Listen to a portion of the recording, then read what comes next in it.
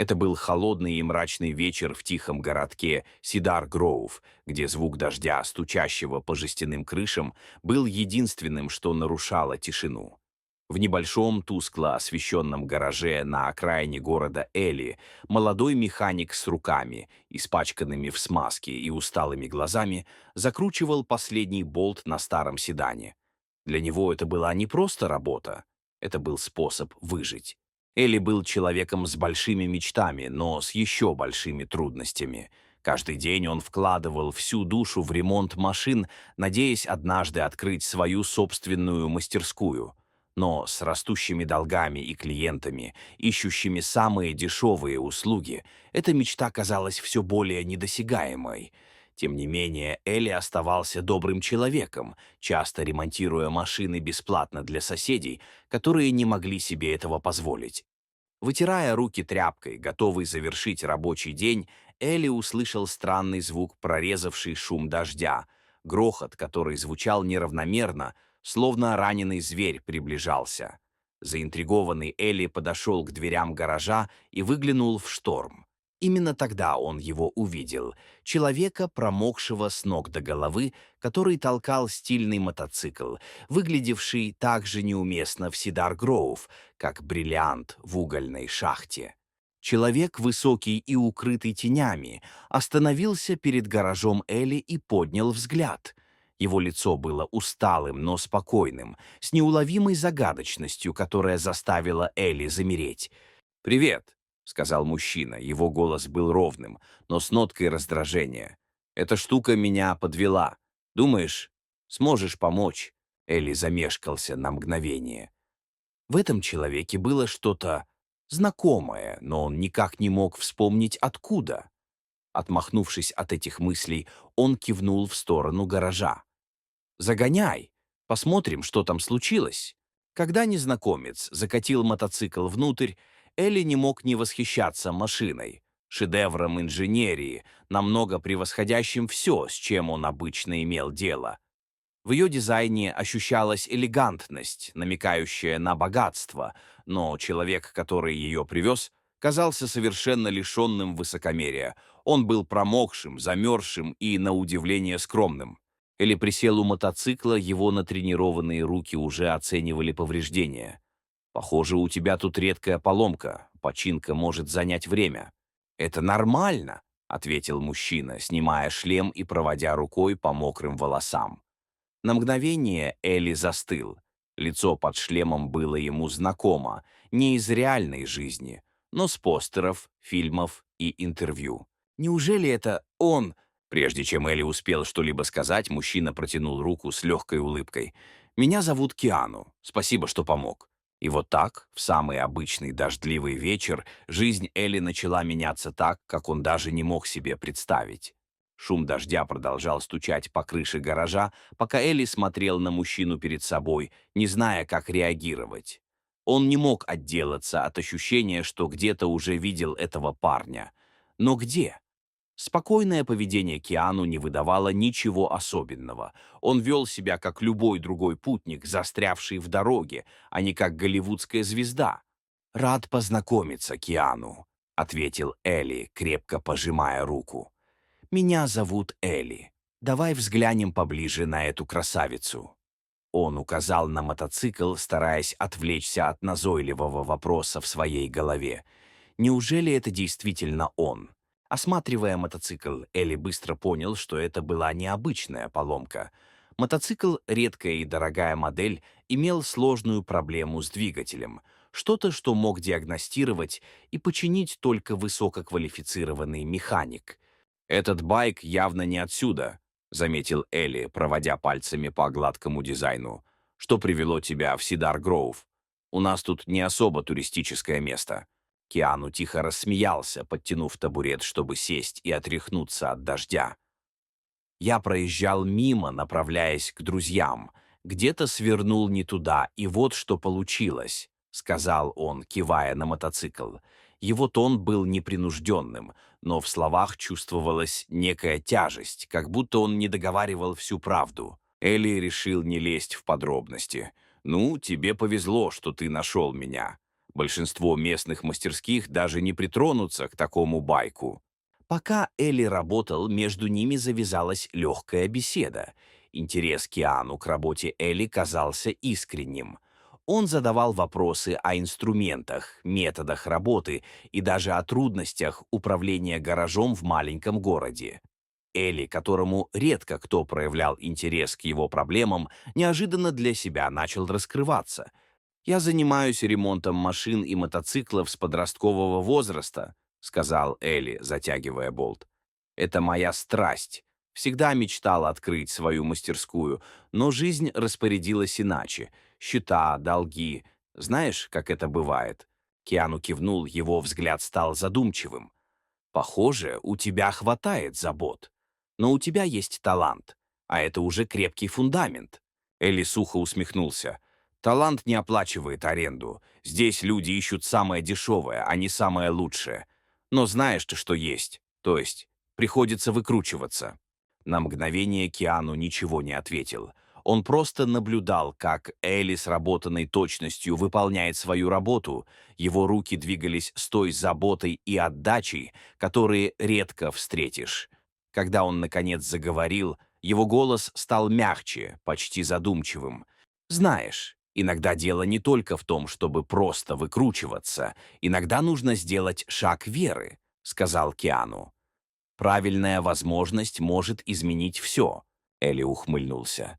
«Я поверю, когда увижу». К тому времени, как Элли закончил ремонт, было уже за полночь. Дождь утих, оставив за окном мокрую и тихую ночь. Элли вытер руки о свои джинсы, запачканные в смазке, и отступил назад. «Готово. Теперь должно работать как новое». Киану встал и осмотрел мотоцикл, явно впечатленный. «Ты действительно хорош, очень хорош. Просто делаю свою работу», — ответил Элли, пожав плечами, но комплимент вызвал у него странное чувство, незнакомую до этого гордость. Когда дело дошло до оплаты, Элли замялся. Ремонт должен был стоить целое состояние, но он не мог заставить себя запросить такую сумму. Вместо этого он назвал скромную цену. Киану нахмурился.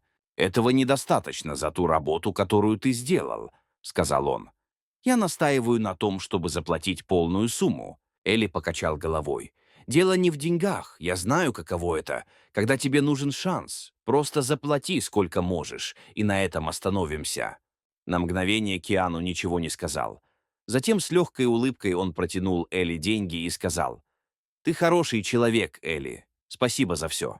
Когда Киану уехал в ночь, Элли остался стоять в дверях своего гаража, наблюдая, как задний фонарь исчезает в темноте. Он и представить себе не мог, что эта случайная встреча запустит цепочку событий, которые навсегда изменят его жизнь. На следующее утро события прошлой ночи казались Элли почти как сон. Пока он прибирался в гараже, слабый запах моторного масла витал в воздухе, а сцены из встречи все снова и снова прокручивались у него в голове. Что-то в этом человеке, в Киану, засело у него в памяти. Дело было не только в его лице, которое Элли теперь понял, странным образом напоминало голливудского актера, но и в его спокойной, искренней манере. Он не вел себя как человек, привыкший к прожекторам. Элли покачал головой и засмеялся про себя. «Не может быть, чтобы это был тот самый Киану Ривз», — пробормотал он. «Что бы звезда кино делала в Сидар Гроув?» Но мысль не покидала его. Позже в тот же день, пока Элли работал над грузовиком клиента, он услышал шум двигателя снаружи. Он отложил гаечный ключ и выглянул в окно гаража. Его глаза широко распахнулись от удивления. Мотоцикл Киану, теперь отремонтированный и сверкающий, снова подъехал к гаражу. Элли вышел наружу, вытирая руки о свои джинсы. «Так быстро вернулся? Не говори, что с моей работой что-то не так».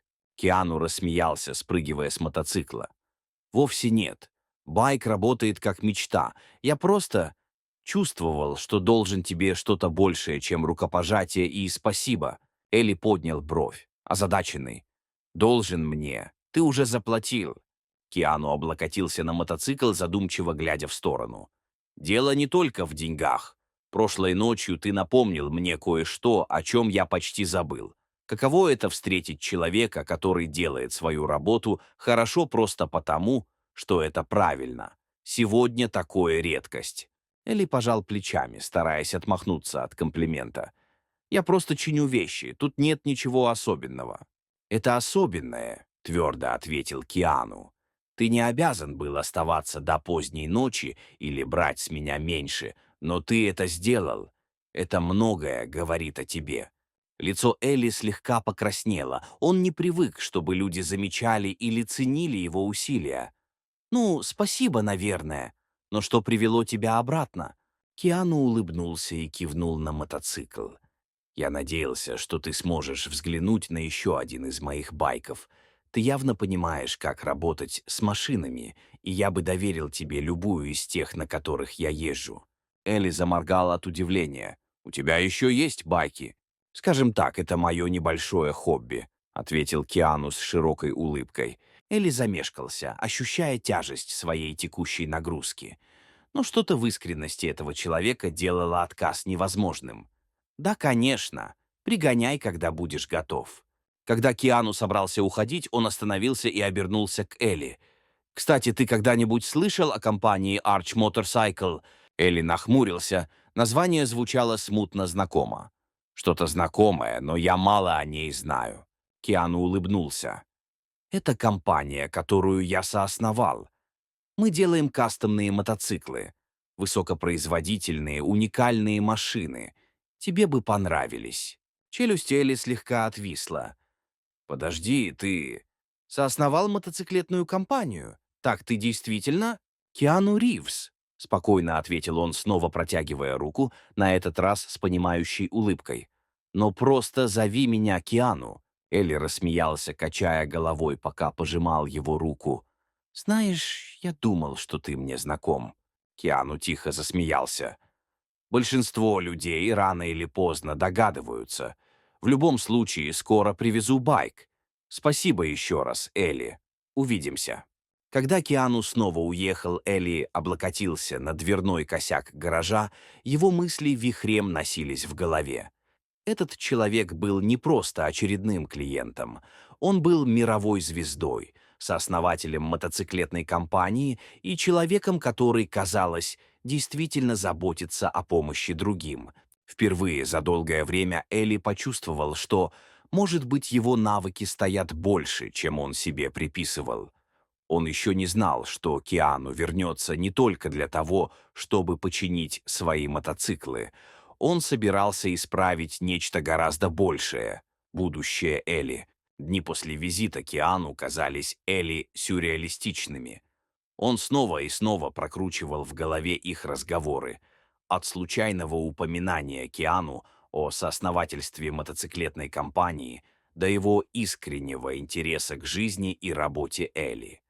Но Элли не мог долго об этом размышлять, его гараж вернулся к обычному хаосу, а счета сами себя не оплачивали. Однажды поздно днем, когда Элли заканчивал очередной долгий рабочий день, знакомый грохот мотоцикла эхом прокатился по улице. Он поднял взгляд, ожидая увидеть кого-то из своих постоянных клиентов, но дыхание замерло, когда на подъездной дорожке появился тот самый черный байк. Это снова был он, Киану Ривз, с его фирменной расслабленной улыбкой. «Снова ты?» — спросил Элли, вытирая руки тряпкой. Киану слез с мотоцикла и кивнул. «Да, у меня есть еще один байк, которому нужна забота, но сначала я хотел поблагодарить тебя как следует». Элли нахмурился, озадаченный. «Поблагодарить? Я думал, мы в расчете». Киану залез в карман своей куртки и достал конверт, протягивая его Элли. «Это тебе, не спорь. Просто открой». Элли замялся, но затем аккуратно разорвал конверт. Внутри была пачка свежих купюр, больше денег, чем Элли видел за последние месяцы. Его сердце забилось чаще, пока он смотрел на Киану широко раскрытыми глазами. «Что это?» «Это то, что я должен был заплатить тебе за починку мотоцикла», — твердо сказал Киану. «И немного больше. Ты не взял достаточно за свою работу, а я не верю в то, чтобы недооценивать чье-то время и умения. Элли уставился на деньги. Его руки слегка дрожали. «Это слишком много. Я не могу это принять». «Ты можешь, и ты примешь», — настаивал Киану. «У тебя есть семья, о которой нужно заботиться, долги, которые нужно закрыть, и мечты, к которым ты стремишься. Пусть это тебе поможет». Горло Элли сжалось, и он отвел взгляд, пытаясь взять себя в руки. Никогда прежде ему не предоставляли такую возможность, и ее вес оказался ошеломляющим. «Ты не обязан был этого делать», — наконец сказал он. Его голос задрожал от эмоций. Киану улыбнулся. «Знаю. Но иногда дело в том, чтобы помочь кому-то, когда это действительно нужно. Звучит знакомо». Элли не смог сдержать смех сквозь комок в горле. Точно подмечено. Киану облокотился на верстак. Его тон стал более серьезным. «Слушай, Элли, я был на твоем месте. Я знаю, каково это — чувствовать себя в тупике, думать, что твои мечты недосягаемы. Но я понял, что правильные люди и возможности могут все изменить. Ты один из тех людей, кто заслуживает такого шанса». Элли не знал, что сказать. Никто раньше так в него не верил, и искренность в словах Киану задела его сильнее, чем он ожидал. «Спасибо», — выдавил он, крепко держа конверт. «Я правда это ценю». «Пока не благодари», — с ухмылкой ответил Киану. «Тебе еще нужно починить другой байк». Они оба рассмеялись, и Элли почувствовал, как напряжение в груди немного ослабло. Он отложил конверт в сторону и взялся за второй мотоцикл, который был таким же впечатляющим, как и первый. Пока он возился с двигателем, их разговор шел легко и непринужденно. Киану делился историями о своих путешествиях, о своей любви к мотоциклам и о трудностях совмещения работы с личной жизнью. Элли, в свою очередь, рассказал о своих трудностях, о том, как его маленький гараж едва держится на плаву, и о том, как мечта об открытии полноценной ремонтной мастерской кажется недостижимой. К тому времени, как Элли закончил ремонт, солнце уже село, и двое мужчин стояли снаружи гаража. Киану посмотрел на мотоцикл, а затем на Элли. «У тебя настоящий талант, ты знаешь. Не позволяй этому месту сдерживать тебя». Элли улыбнулся, хотя сомнения все еще оставались в его голове. «Спасибо, но начать все с нуля — это не так-то просто». Киану положил руку ему на плечо, его взгляд был твердым. «Иногда все, что нужно, это один добрый поступок, чтобы все изменить. Поверь мне». Когда Киану уехал в ночь, Элли остался стоять в дверях гаража, все еще держа конверт в руке. Впервые за долгие годы в нем зажглась искра надежды. Он еще не знал, но этот момент щедрости станет первым из многих, которые изменят его жизнь и жизни других. Прошла неделя, и жизнь в гараже продолжалась как обычно, или, по крайней мере, так казалось. Элли работал усерднее, чем когда-либо, движимый новым, незнакомым чувством цели. Слова Киану о том, чтобы не позволять гаражу сдерживать его, эхом звучали в его голове каждый раз, когда он брался за гаечный ключ. Впервые за долгие годы Элли начал верить, что, возможно, его мечта не так уж недостижима, как он думал. Стоял тихий полдень, когда знакомый звук двигателя наполнил воздух снаружи. Элли вынырнул из-под капота пикапа, и его сердце замерло. Он вытер руки тряпкой и вышел наружу как раз вовремя, чтобы увидеть, как Киану Ривз подъезжает на еще одном впечатляющем мотоцикле. Но на этот раз он был не один. Два других мотоцикла остановились позади него, каждый из них управлялся мужчинами, излучающими спокойную уверенность. Один был высоким, широкоплечим, с седыми волосами, другой — худощавым, с щетинистой бородой и хитрой улыбкой. Они втроем припарковали свои байки ровным рядом перед гаражом Элли. Их машины блестели на солнце. Элли моргнула от удивления. «Киану, снова ты?» Киану спрыгнул с мотоцикла и ухмыльнулся. «Я же говорил, что привезу еще байки. Надеюсь, ты не слишком занят». Двое мужчин спешились и пожали руки Киану, прежде чем повернуться к Элли. «Элли, познакомься с командой», — сказал Киану, указывая на мужчин. «Это Питер, наш главный дизайнер, и Марк, наш ведущий механик в Arch Motorcycle. Челюсть Элли отвисла. Он быстро вытер руки о джинсы, прежде чем пожать им руки. «Для меня честь познакомиться с вами. Я читал о вашей работе. Это невероятно!» Питер рассмеялся. «Мы тоже о тебе слышали. Киану без остановки рассказывает о парне, который спас его байк». Элли покосился на Киану, его лицо покраснело от смущения. «Я не спас его, я просто сделал свою работу». «Ты сделал больше, чем просто работу», — поправил Киану. «И я хотел, чтобы эти ребята увидели, на что ты способен». Элли поднял бровь, не понимая, к чему это ведет. «Что ты имеешь в виду?» Киану облокотился на свой мотоцикл, его выражение стало серьезным. «Я много думал о нашем разговоре на прошлой неделе. Ты один из самых талантливых механиков, которых я встречал, и я думаю, что ты заслуживаешь большего, чем просто выживать в гараже маленького городка». Элли нахмурился, его руки крепче сжали тряпку. «Слушай, я ценю добрые слова, но этот гараж — все, что у меня есть. Это немного, но это мое». Киану поднял руку, чтобы остановить его. «Я не говорю, что тебе нужно все бросить. Но что, если бы у тебя был шанс поднять свои навыки на новый уровень? Работать с такими мотоциклами каждый день в команде, которая ценит твой талант?» Сердце Элли бешено колотилось. «Ты о чем?» «Я говорю», — начал Киану. «Мы хотели бы предложить тебе стать партнером в Arch Motorcycle. Ты мог бы работать над кастомными проектами, учиться у нашей команды и, возможно, однажды открыть мастерскую под нашим брендом». Элли уставился на него, потрясенный. Слова повисли в воздухе, почти слишком большие, чтобы их осознать. «Партнером. Я. Почему нет?» — с улыбкой сказал Питер. «Киану говорит, у тебя есть талант и душа, а это именно то, что мы ищем». Элли покачал головой, в его груди смешались недоверие и сомнения. «Не знаю. Это слишком. Мне нужно все обдумать. Я никогда раньше не делал ничего подобного».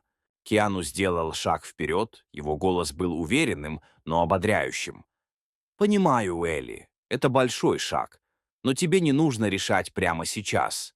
Приезжай к нам в мастерскую, посмотри, чем мы занимаемся, без давления». Элли колебался, его мысли метались. Идея оставить свой гараж, свое привычное место, была пугающей. Но в то же время эта возможность была чем-то, о чем он даже не мог мечтать. Наконец он кивнул. «Хорошо, я подумаю». Киану улыбнулся, похлопав его по плечу. «Это все, о чем я прошу. Не торопись». Когда трое мужчин сели на свои мотоциклы и уехали, Элли остался стоять в дверях своего гаража. Его мысли были вихрем страха и волнения. Впервые за многие годы будущее казалось неопределенным, но в лучшем смысле. Несколько дней спустя, после того, как Киану и его команда уехали, Элли не мог выбросить их предложение из головы. Гараж теперь казался другим, каким-то меньшим, менее похожим на дом и больше напоминающим о том, с чем он смирился. Долгими ночами он лежал, уставившись в потолок, взвешивая свои варианты. А что, если он потерпит неудачу? А что, если он недостаточно хорош? Но что, если он сможет? Наконец, однажды утром Элли решил, что ему нужны ответы. С адресом, который дал ему Киану, написанным на клочке бумаги, он собрал небольшую сумку, запер гараж и отправился в путь. Дорога в город была нервной. Его старенький грузовик едва тянул по шоссе, и каждый пройденный километр казался прыжком в неизвестность. Когда Элли въехал на парковку Arch Motorcycle, он не поверил своим глазам. Здание было современным и стильным, с панорамными окнами, за которыми выстроились ряды потрясающих кастомных мотоциклов. Это было совсем другое измерение по сравнению с его скромным гаражом, и Элли почувствовал укол неуверенности. Но прежде чем он успел развернуться, входная дверь открылась, и Киану вышел с широкой улыбкой, как старый друг. «Элли, рад, что ты приехал», — позвал Киану, помахав рукой. Элли глубоко вздохнул и вылез из своего грузовика, сжимая сумку, как спасательный круг. «Ну, знаешь, решил, что хотя бы стоит взглянуть, из-за чего весь этот шум». Киану рассмеялся и похлопал его по плечу. «Ты не пожалеешь. Пошли, я покажу тебе все». Внутри мастерская была мечтой любого механика. Стены были уставлены высококлассными инструментами, а воздух наполнял запах металла и моторного масла. Элли не мог не восхищаться точностью и мастерством, вложенными в каждый мотоцикл. Там же были Питер и Марк, которые работали над стильной черно-красной моделью, похожей на экспонат из музея. «Добро пожаловать в рай», — сказал Питер с улыбкой, вытирая руки тряпкой. Марк кивнул в знак согласия. «Киану только и говорит о тебе. Не могу дождаться, чтобы увидеть, на что ты способен». Элли нервно усмехнулся. «Без давления, да?» Когда Киану провел его по мастерской, он начал рассказывать детали предложения. «Вот что мы задумали, Элли. Ты присоединяешься к команде как кастомный механик. Мы начнем с того, что ты поработаешь здесь, над специальными проектами, чтобы освоиться и вникнуть в процесс. Когда почувствуешь себя уверенно, мы поможем тебе открыть филиал под брендом Arch. У тебя будет полная творческая свобода, а мы обеспечим тебя всем необходимым». Элли остановился, ошеломленный. «Это... это огромное предложение. Я даже не знаю, с чего начать». «Тебе не нужно решать прямо сейчас», — мягко сказал Киану. «Но я хочу, чтобы ты знал, это не благотворительность. Мы предлагаем это, потому что ты заслужил. Твоя работа говорит сама за себя, а твой характер завершает сделку». Питер добавил: «Мы видели много механиков с талантом, но редко встречаем кого-то с такой порядочностью, как у тебя.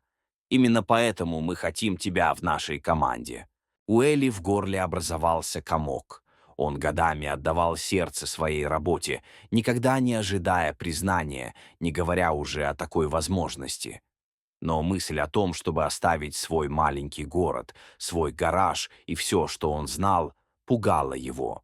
«А что, если я все испорчу?» — спросил Элли, озвучивая страх, который терзал его с момента предложения. Киану улыбнулся, его взгляд был уверенным. «Ты не испортишь. А даже если споткнешься, мы будем рядом, чтобы помочь встать. Для этого и существует команда». Элли оглядел мастерскую, мотоциклы, инструменты и людей, которые в него верили. Впервые он почувствовал, что, возможно, действительно принадлежит этому месту. Наконец он кивнул. «Ладно, я согласен». Улыбка Киану стала шире, а Питер радостно закричал. «Вот это я понимаю», — сказал Марк, крепко пожимая руку Элли. Пока они обсуждали дальнейшие шаги, Элли ощутил волнение, которого не испытывал годами. Дорога впереди обещала быть трудной, но впервые он не шел по ней в одиночку. Это был его шанс осуществить мечту, и он не собирался его упускать. Решение Элли присоединиться к Arch Motorcycle было похоже на стояние на краю обрыва, готовность прыгнуть в неизвестность. Через несколько дней начался процесс перехода. Киану и его команда быстро помогли ему закрыть гараж в маленьком городке. Они нашли покупателей для его старого оборудования, помогли урегулировать долги и даже организовали перевозку его инструментов в город. Когда Элли подъехал к новой мастерской, которую для него подготовили, это было похоже на сон. Пространство было огромным, наполненным современным оборудованием и достаточным местом для кастомных проектов, о которых он только мечтал. Над дверью висела вывеска «Гараж Элли при поддержке Arch Motorcycle». Киану, как всегда, встретил его с теплой улыбкой. «Ну как тебе?» — спросил он, указывая на помещение. Элли вошел внутрь. Его глаза расширились, когда он увидел сверкающие инструменты, полированные полы и ряды мотоциклов, готовых к трансформации. «Я думаю, не уверен, что заслуживаю это», — признался он.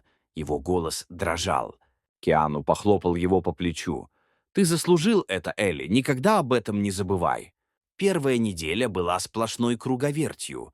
Элли с головой ушел в работу, изучая все особенности уникальных дизайнов Arch. Эти мотоциклы не были похожи ни на что, с чем он работал раньше. Элегантные, мощные машины с изысканными деталями, требующими точности и творческого подхода. Питер и Марк помогали ему, их опыт был неоценим, пока Элли привыкал к быстрому темпу работы. Но все шло не так гладко. Ожидания были выше всего, с чем Элли сталкивался прежде, и давление, чтобы доказать свою состоятельность, было огромным.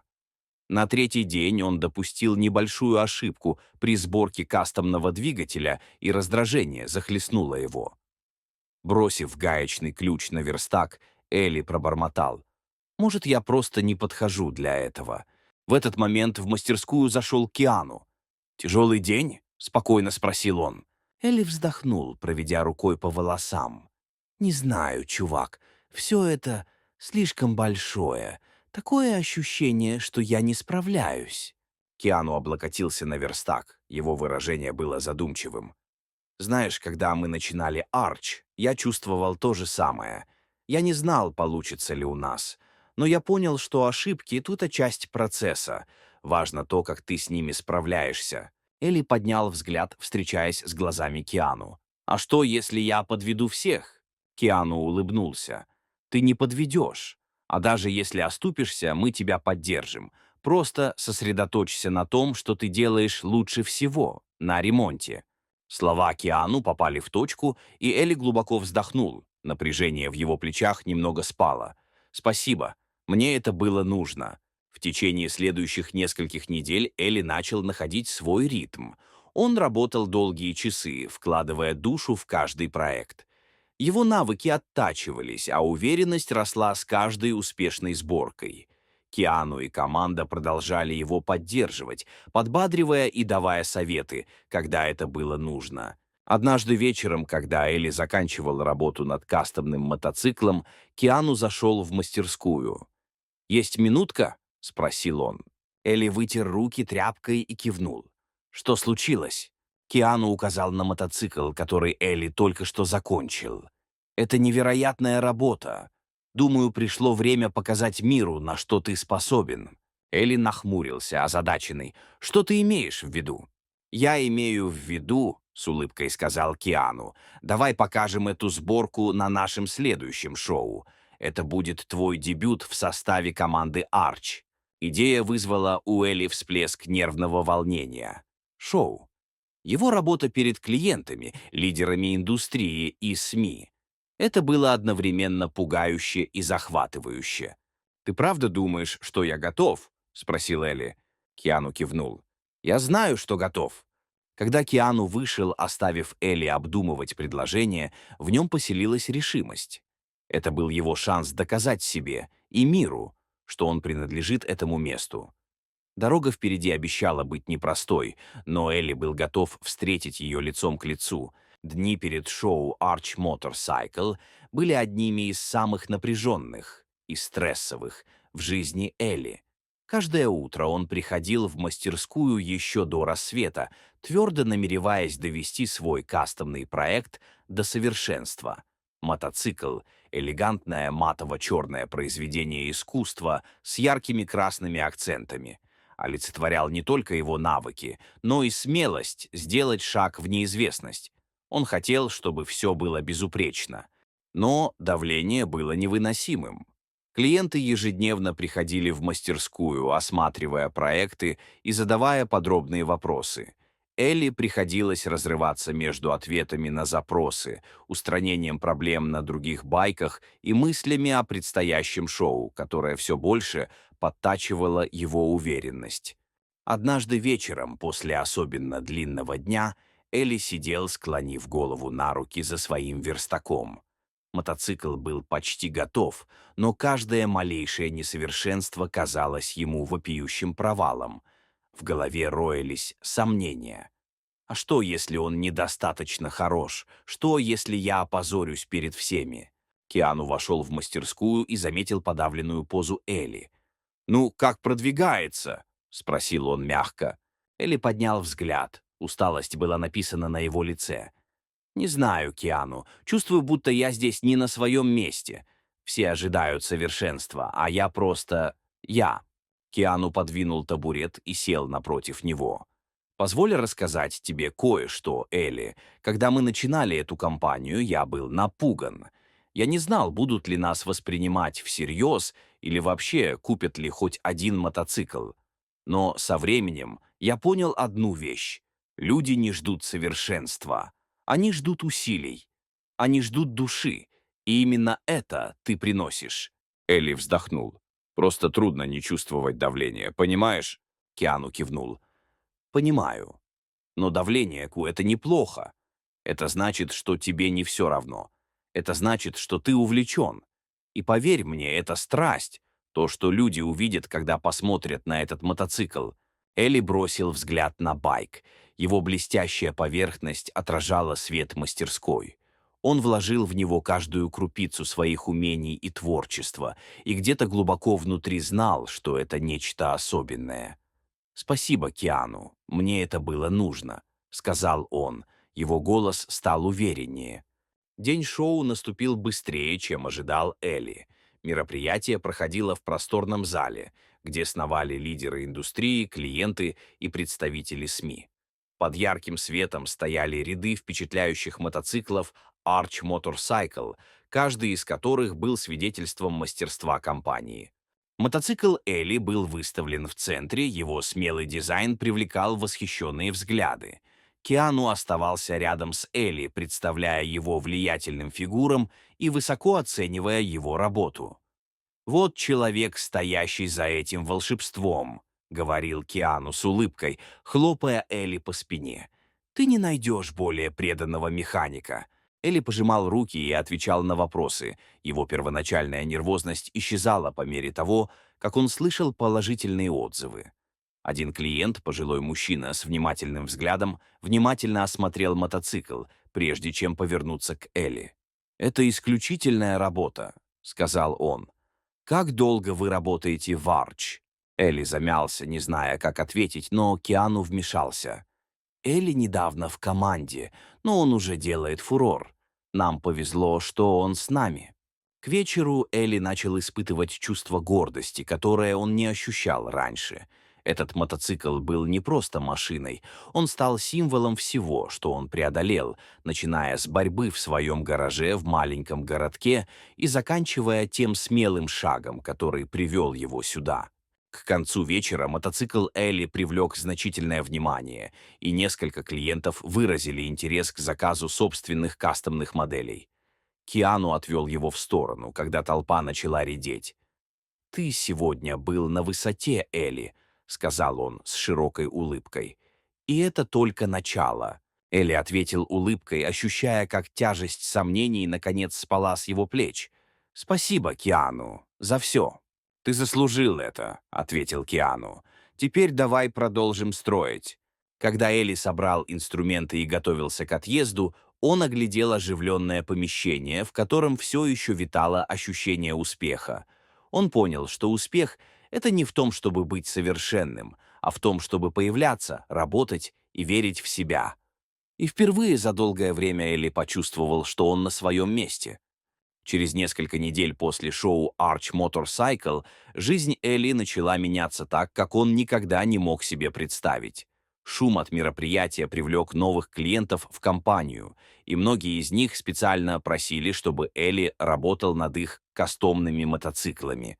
Каждый проект был вызовом, но с каждым успешным результатом уверенность Элли росла, как и его репутация. Его мастерская, когда-то тихое и уединенное место, теперь превратилась в центр активности. Элли управлял небольшой командой механиков, обучая их тщательным техникам, которым он научился в Arch, и одновременно курировал несколько проектов. Несмотря на напряженный график, Элли чувствовал себя в своей стихии. Однажды днем, когда Элли заканчивал работу над индивидуальной покраской, Киану зашел в мастерскую. «Есть минутка?» — спросил он, небрежно облокотившись на верстак. Элли кивнул, отложив краскопульт. «Что случилось?» Киану протянул ему элегантную черную папку. «Открой». С любопытством Элли открыл папку и начал читать документы внутри. Его глаза расширились, когда он понял, на что смотрит предложение открыть вторую мастерскую, которая будет носить его имя, но работать под брендом Arch. Локация была идеальной, в оживленной части города с высоким трафиком. «Это реально?» — спросил Элли. В его голосе слышалось недоверие. «Очень даже реально», — ответил Киану с улыбкой. «Мы давно говорим о расширении, и ты — идеальный кандидат, чтобы возглавить это. Ты доказал, что способен. Пришло время сделать следующий шаг». Элли смотрел на папку, его мысли метались.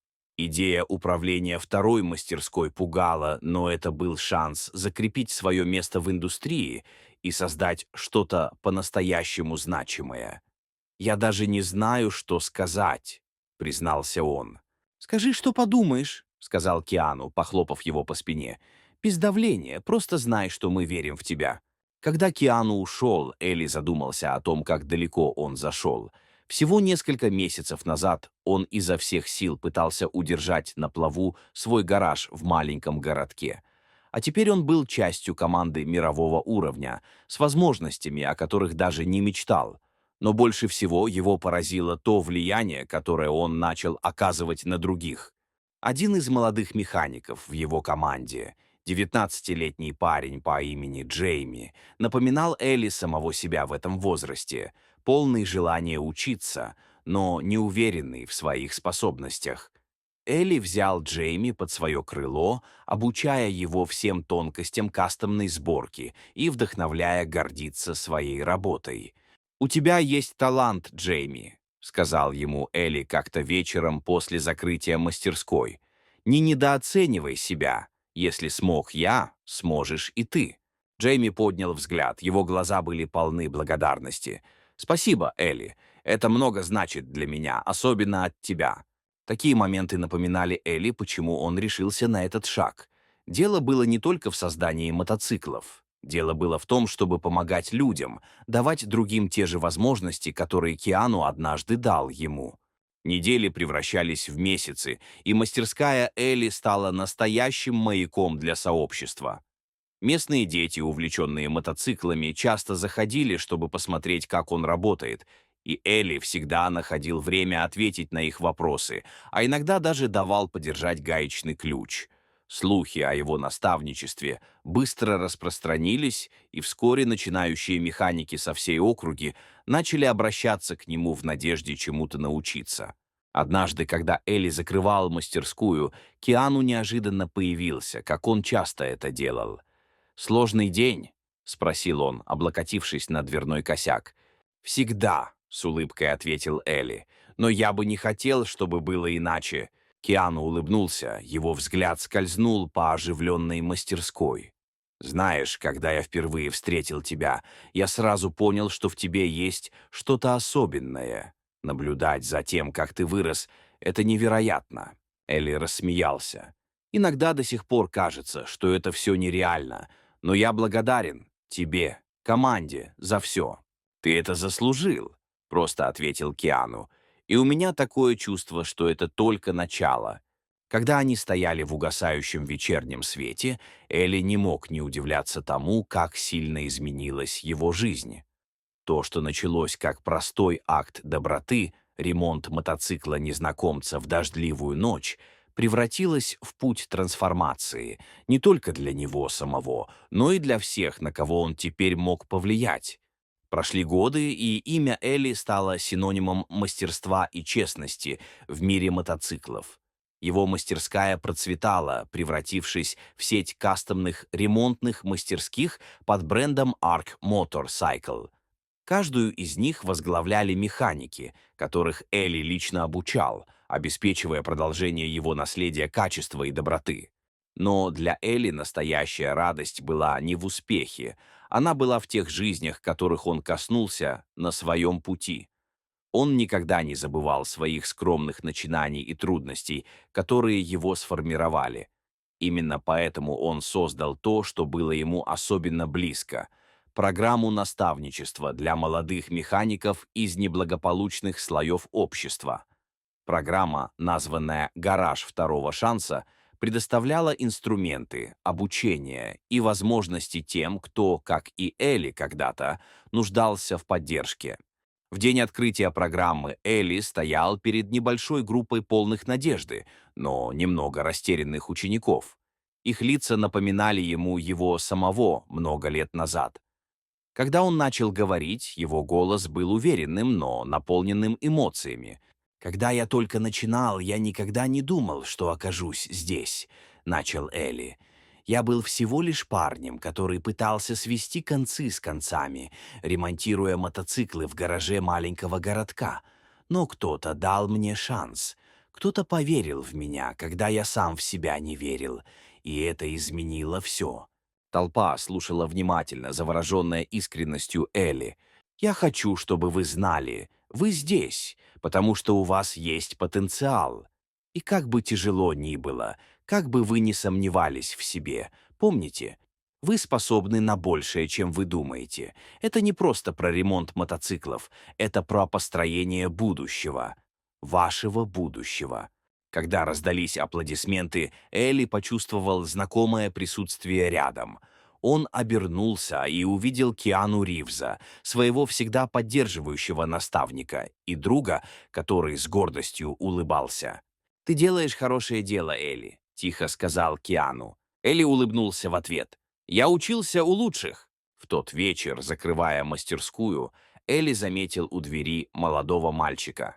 Ему было не больше 10, с широко распахнутыми от любопытства глазами и маленькой записной книжкой под мышкой. «Чем могу помочь?» — спросил Элли, присев, чтобы оказаться на уровне глаз мальчика. Мальчик замялся, но, наконец, заговорил. «Я слышал, вы чините мотоциклы. У моего папы мотоцикл сломался, а денег на ремонт у него нет. Я подумал, может быть, вы сможете помочь?» Сердце Элли дрогнуло, узнав знакомую нотку отчаяния в голосе мальчика. Он улыбнулся и жестом пригласил его внутрь. «Принеси его завтра, мы что-нибудь придумаем». Лицо мальчика озарилось радостью, и он энергично кивнул. «Спасибо, сэр. Я расскажу папе». Когда мальчик убежал, Элли остался стоять в дверях, ощущая, как напряжение дня растворяется в прохладном вечернем воздухе. Он вспомнил ту дождливую ночь, когда в его жизнь вошел промокший и разочарованный мужчина с просьбой починить сломанный мотоцикл. Этот один акт доброты запустил цепную реакцию, изменившую не только жизнь Элли, но и жизни множества других. Киану появился рядом, словно читая его мысли. «Забавно, как все началось с мотоцикла», — сказал он. Элли рассмеялся. «Да, и немного доброты». Они стояли молча несколько минут, наблюдая, как солнце опускается за горизонт. Элли повернулся к Киану и улыбнулся. «Знаешь, думаю, нам еще предстоит много работы». Киану ухмыльнулся. «Отлично, потому что я еще не закончил». И с этими словами Элли вернулся в мастерскую, готовый помочь следующему человеку, так же, как однажды помогли ему. Его история была не только об успехе, она была о силе доброты, доказывающей, что даже самые маленькие поступки могут создавать волны, которые касаются бесчисленных жизней. И вот такая удивительная история о том, как один простой акт доброты изменил жизнь не только обычного механика, но и многих других людей. Эта история — напоминание о том, что, независимо от того, откуда мы родом, немного щедрости и вера в чей-то потенциал могут создать волны, которые пройдут гораздо дальше, чем мы можем представить. Если эта история вдохновила вас, не забудьте поставить лайк, подписаться на канал и поделиться ею с тем, кому сегодня может понадобиться немного надежды. Помните, каждый маленький акт доброты важен. Спасибо за просмотр и до встречи в следующем видео.